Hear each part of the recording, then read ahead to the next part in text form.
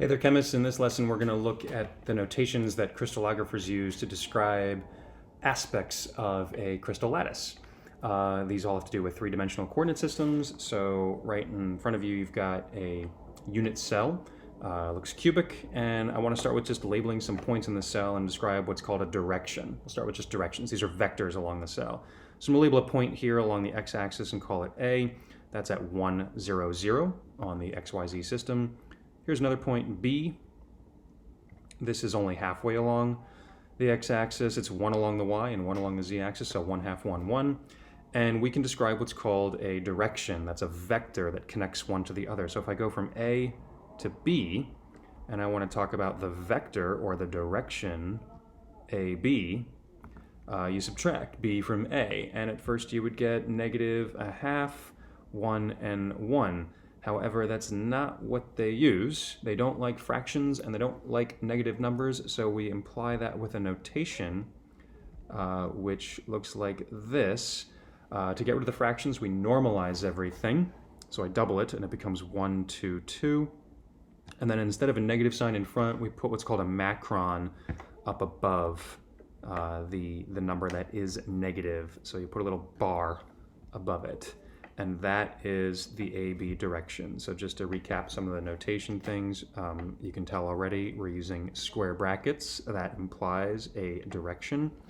Macrons equal a negative number, and we normalize the fractions. So let's do a couple of other examples of this just to see that we can get it. Let's go back to our original cell and make a couple of other points on this. Let's put point C out here. That would be at 0, 1, 0. I'm going to label an origin point back there. That's obviously 0, 0, 0. And then let's pick 3 other vectors to look at. Let's try to find CB, direction CB, direction BO to the origin, and then direction AC. All right, so let's try that. So from C to B, we're talking about that up to there. So I'm looking at this direction, and if I think about it, it's going halfway along the x-axis, it's going nowhere along the y-axis, and it's going 1 full unit up the z-axis. So I'm thinking half, 0, and 1. I got to get rid of that fraction, so you double everything, and you get 1, 0, 2. Put it inside a pair of square brackets. How about B to the origin? B to the origin would be that. So where are we going? We are going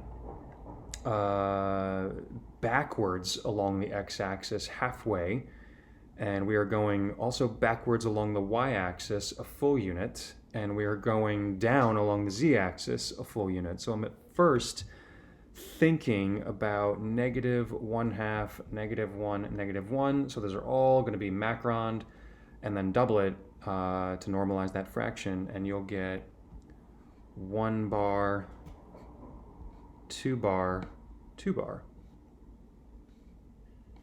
That would be B to the origin. So then we get to AC. AC, I'll actually draw on the cube right there. And let's think about where we're going. We're going backwards along the x-axis, so negative 1. We are going forward along the y-axis, so 1, and we're going nowhere along the z-axis, 0. So I just need to change that negative 1 to a bar, to a macron, so you get 1 bar, 1, 0. And that's how we write directions or vectors when we're just pointing along some aspect of a cube. If you follow a line, that's basically the point of this. Now, sometimes I've learned it's useful to have multiple directions that have something in common. They're not the same, they're not parallel to each other, but they all have something in common. For example, if I consider the face diagonals, that would be, a diagonal that looks something like that, or a diagonal that looks something like that. And I could start to draw what those directions all look like. That would be things like inside square brackets, 0, 1, 1, or 0, 1, 1 bar, or 0, 1 bar, 1, etc. They all have something in common that they're only going along two directions along the three coordinate system, and nowhere along the third. So there's always going to be a 0 and a 1 and a 1 relative to each other. Maybe sometimes it's a bar, but it's the same family. What you do is you put it inside a pair of chevron brackets. These are called chevron brackets, these greater than less than signs. So how about the cell edges? What would the cell edges be? That would be if I had, for example, that edge right there, or that edge back there, or that edge back there. There's a lot of edges inside this cube, and I could list just a few of them. That would be like 0, 0, 1, 0, 0, 1 bar, etc. So they all have in common, they only go along one of the directions, 0, 0, 1 inside a pair of chevron brackets. And just for good measure, let's do one more challenging one. How about the cell body diagonals? Cell body diagonals. I'll make this one a different color because it's getting a little crowded. For example, if I cut right through one corner to one corner, you're going everywhere along. You're going a unit of 1 in every direction, x, y, and z. So this is going to be simply 1, 1, 1 inside a pair of chevrons. So that's directions and families of directions. Now let's go to, I think, the most interesting notation, which is planes. Let me just make some space and move this up here off to the side. Let's look at planes. A plane, first of all, just a quick math review, is written as an equation: x over a plus y over b plus z over c. That's the equation for a plane in three-dimensional space. A, B, and C are the intercepts. And it's actually the intercepts that we use when we describe a plane. I've learned in crystallographic notation. They use what are called a set of Miller indices. And it's written as a pair of parentheses, H, K, and L, where these are defined. H is 1 over A, K is 1 over B, and L is 1 over C. In other words, these are the intercepts. And then we follow some of the same rules we saw before for directions, where we use macrons for negative signs. So the main difference is we use parentheses around a pair of planes. So let's look at a plane. Let's go back to our unit cell, and let's just draw a plane. I'm going to first put 4 points where this plane hits this cell, and then connect those to actually make a plane.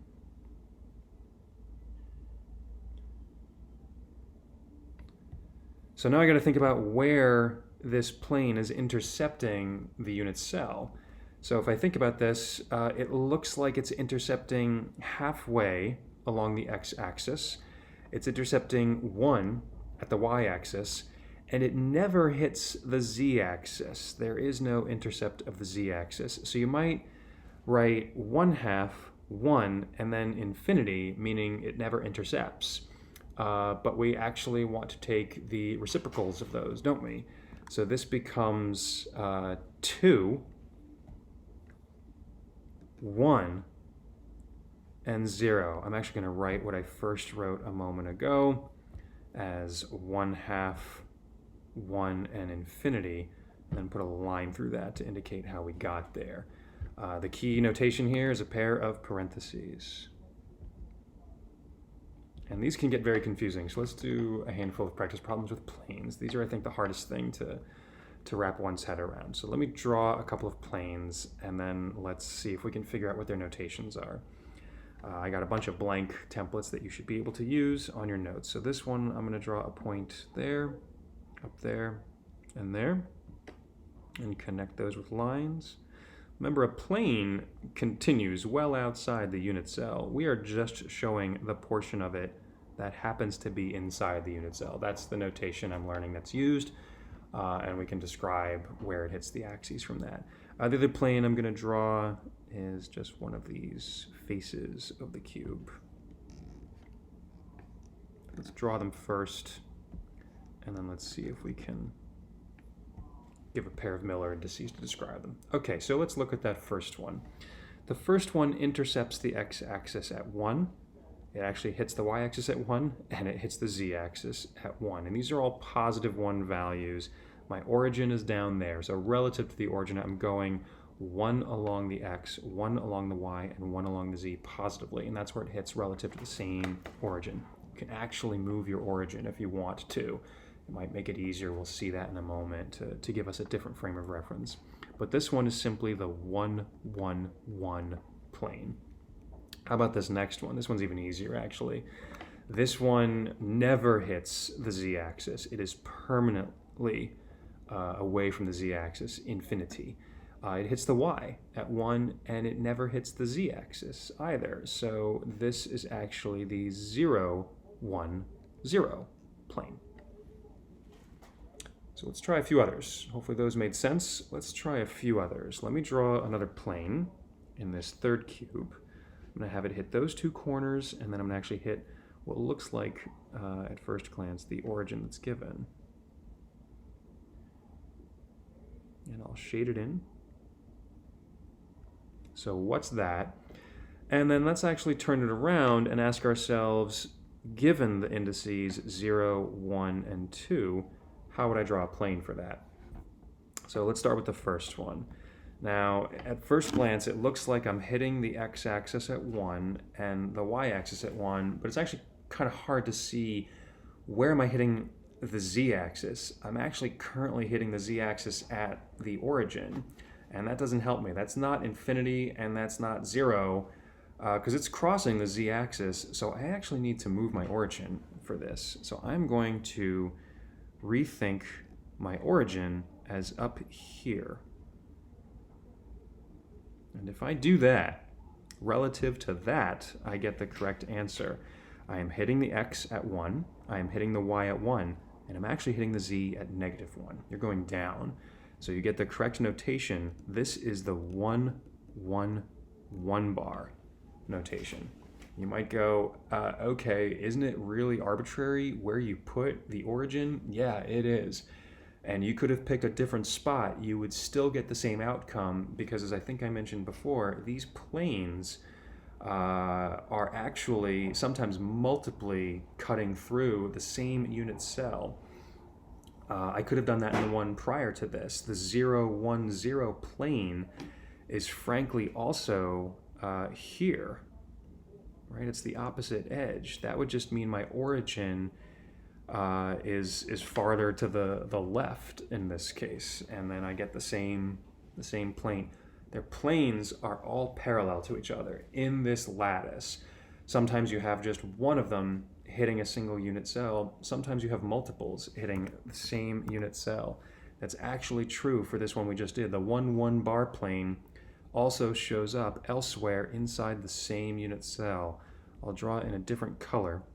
It intercepts that corner, and that corner. Let me connect those lines, and then we can figure out why this actually does make sense. That is another parallel plane to the same one we just drew. It's actually also considered the 1, 1, 1 bar plane, but this has a different origin. The origin for this one, if we think about this, it's hitting the x-axis 1, the y-axis at 1, and it's hitting the z-axis at 1. So the origin is going to be up here still. Yes, actually, yes, it is still there, isn't it? It is still there. So you get the same outcome. All parallel to this. It's not 1, 1, 1. You might go, why is it not the 1, 1, 1 plane? We saw 1, 1, 1. That was not parallel to the one we just drew, so it can't be that. So we have to have that macron above the z coordinates. So maybe you drew this originally, and that's to show you that it's correct. Okay, the last plane example, then we're going to do families of planes. So we're actually going to keep practicing this. What about 0, 1, 2? Well, if I keep my origin where I have it, we're going to hit the z, we're going to hit the x-axis never.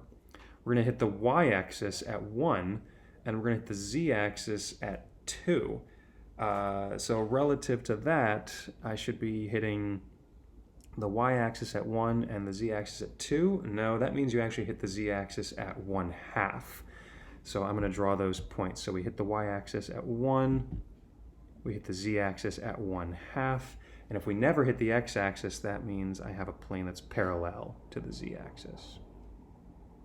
So you get a plane that looks like that.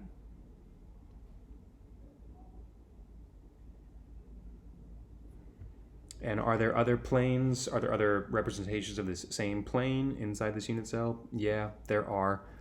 There would be one parallel right above it. That is also the 0, 1, 2 plane.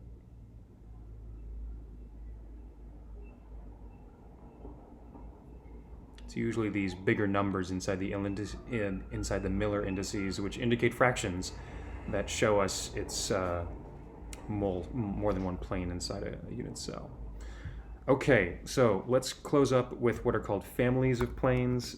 Families of planes, similar to families of directions, are not parallel to each other, but they have something in common. For example, if I look at, I'll just do one example. Let's say the cube faces. So the cube faces would be like that face right there. But also this one.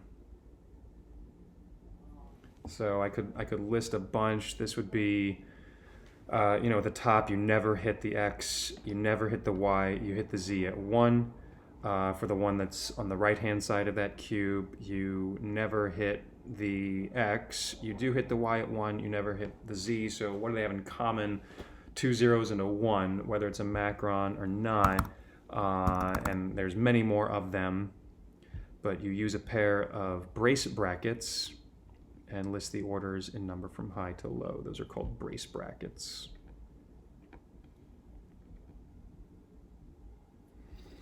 And that's it. So unlike planes that are parallel to each other, which are considered just a plane, a family, I've learned, is actually not parallel to each other, not necessarily. Some of them are. Could certainly have this section down here that's in the same family of planes. It's actually the same plane because it's perfectly parallel to it. Okay, so that's just an introduction to a little bit of the notation that, frankly, I'm just learning on my own. This is not something I'm an expert in, but I kind of find it interesting as something I haven't learned before. It seems like a new language when we're describing crystal structures. And we'll practice this a little bit about how to designate areas of a unit cell using planes and directions.